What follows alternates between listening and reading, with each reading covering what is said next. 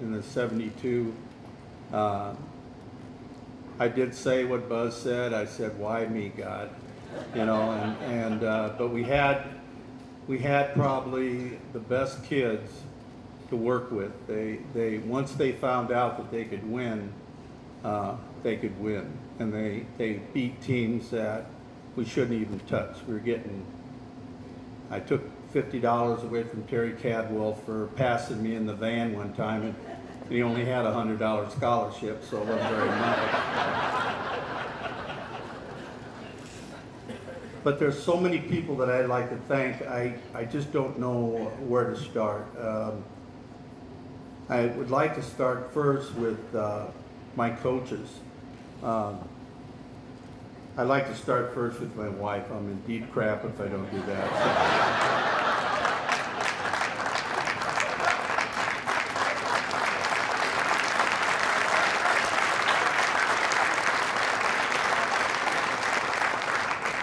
A lot of the old guys that were there in '72, we had a booster club, and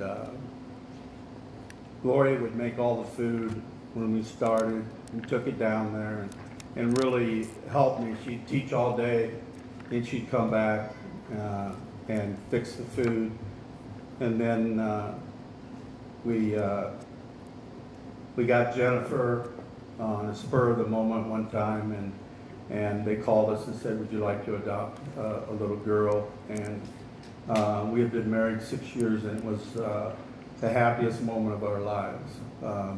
She changed our whole life between throwing up on me and pooping on me.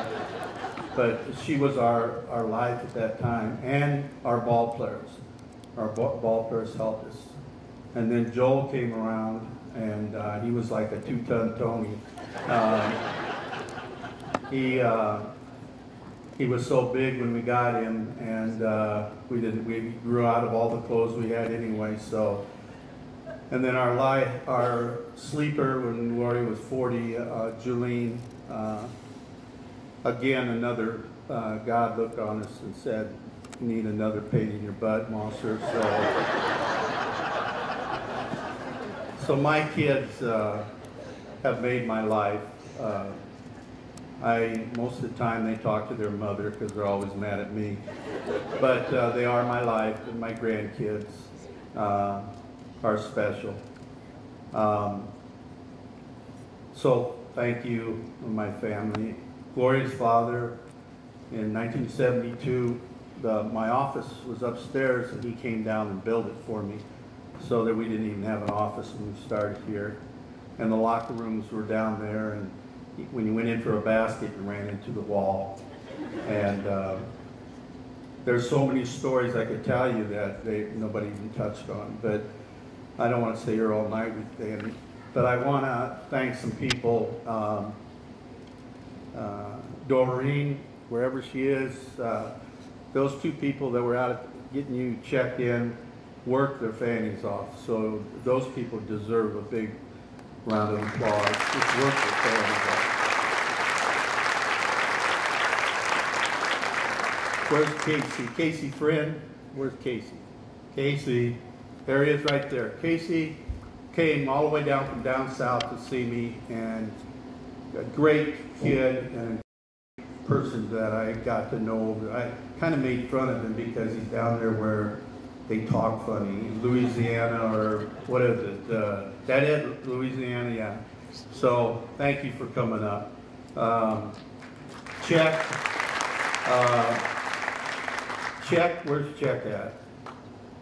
There he is right there. He is he's one of those Mexican dancers, you know, that man right there, we were playing in the championship ball game at Rosenblatt Stadium, and I walked up to the Rosenblatt to go to the restroom, and I walked around the corner, and there was Chuck drinking a beer and eating a pretzel. I said, "Chuck, what the hell are you doing?" He said, "Well, I don't think I'm going to get to play this game, so I thought I'd have a beer." So, but I call them the gas group, the gas house gang. Bob Laney, Mike Bouguet, could you guys stand up? Who else is here? Bob Laney. Who else played with them? Stand up. Oh, Flo and Timmons and those guys. Flip, you stand up. Flip is the skinny guy that just got up. He was one of our catchers. But what a group. Studite, where's Studite at? Studite standing? There he is right there. Tim Studite, All-American, great guy, FBI agent. Fonfera's over there. Stand up, Fonfera. These guys were crazy. Will Philbin, we came back, Will Philbin, we're coming back from a tournament, and Joe Floro and me are driving down the road, and we lose the van. And I never lose the van, so I started cussing and turned around, went back, and the van was pulled over on the side, and the kids were walking, get back, and I looked at them, and they said, "It was a tornado, Coach. It was a tornado." And I said, "The sun's out. Honest to God, the sun is out. There's nothing." And one of the guys who's not here, he dove. They told me that he dove on a barbed wire fence, and they ran over him. Who was that? Larry, yeah. He dove on the barbed wire fence so the guys could run over the top of him. And there was no tornado. I never saw a tornado. So, but a group of great guys right there. And I know I'm going to leave.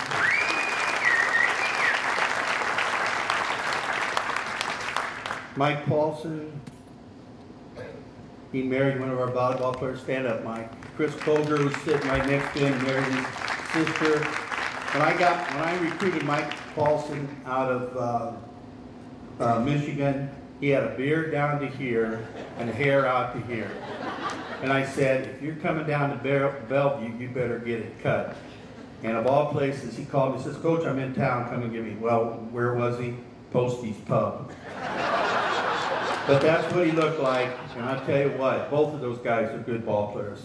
Thank you for coming, I really appreciate it. The one group that I had that really did a great job through the years was my first team. They started building towards victories and victories and victories, and we did go from 8-16 to 15-15, and then we were 8-17, and then we were 15-13. So we didn't make a charge there. My 0-24 season was because of, I think it was either Joe Foro or Dave Wallace. I can't remember. I don't know which one it was, but it was Lisa Walker's here, if she'll stand. Where's Lisa? Is Lisa Walker here? Where? There she is, back there in the back. She has a sister that's playing volleyball for us, and she's from Dubuque. I used to call her the Dubuque girls. But her sister, just to show you what this university has done, she has brought her sister down here to play volleyball for us, and she's a very good volleyball player. She's a freshman this last year that went to the Nationals. So Lisa Walker was a star for us too, and she came back, and I appreciate it. Thank you very much. Lindsay Bradar, her husband's here. I say, could you stand? All-American softball player, one of the greatest softball players we've ever had. She's going to be put up for NAIA Hall of Fame, but she is one of the greatest softball players we ever had at this place. She's a Bellevue policeman, doing very well.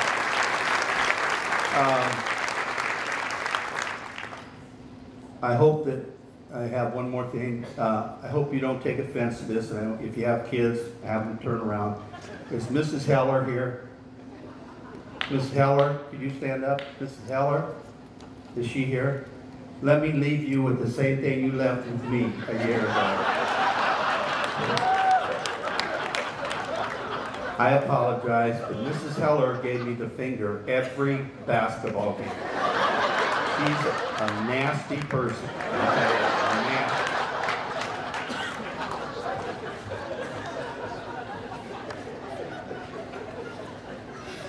Casey, stand up. Casey is at C-Court and stand up. And those are our first softball team right there. Two very good players, one pitcher and one catcher. The only problem with Casey, the one in the jean jacket, is that she's a coach over at Bellevue West now and doing well, but she throws the ball instead of the second, she throws it to the shortstop. And in the first game that I saw her, so I kind of remind her of that all the time. Two very good players.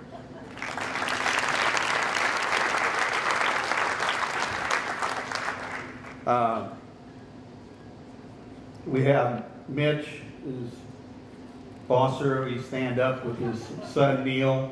Mitch is an All-American from Nebraska Wasteland. I hate his guts, but they beat us.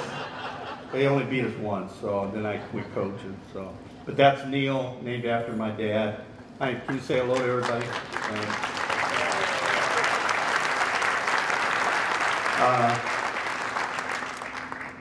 These guys never have left my side. Mose, Howard, Mose, you want to stand up? Clay, Irvin, Earl Bankhead, and I Stepford. These guys have,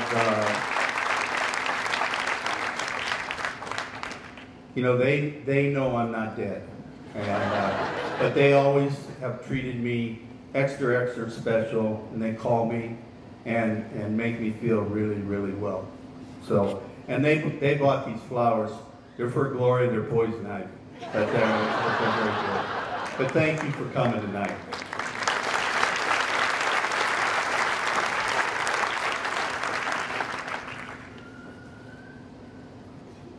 The coaches need to be recognized that I don't think that it's not me that made this place successful, it's them. And I hope I don't leave anybody out, but as I call, please stand up and then I'll go as quick as I can, but I need to make sure that I recognize these people. They made my life a lot easier. Todd, Andrea Eisner. Todd's now at Midland and took him to the Nationals this year. Andrea is a pain too, but I put up with it. She had to sit out for, 2.5 hours in the heat when you interviewed for the job. So she didn't like me very well. Brett and Julie Richards. Brett, stand up. Brett took my first team to the national championship, and his wife's a pain too. So I don't get along with wives too well. He's now a principal and doing very well. Ed and Peggy was my softball coach, and I like both of them, so I got along. Joe and Annie McCartney, volleyball coach. Both of them have helped my program immensely. Both of them are super people, and I wish the best for them, and I thank you for being here. Doug and Becky Fagan. Doug might have gone to the hospital. He always breaks something from him. Doug was my Doug was my volleyball coach in the early years, and he's done a nice job. Thank you for coming. Joe and Mary Beth Foro. Joe was my first he was my baseball coach, and he became my assistant coach.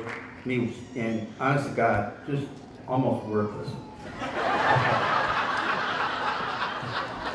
He was coaching one time, and I yelled at him, I said, Joe, who in the hell got that foul? What number was it? He says, I can't see it, Coach, I don't have my glasses on.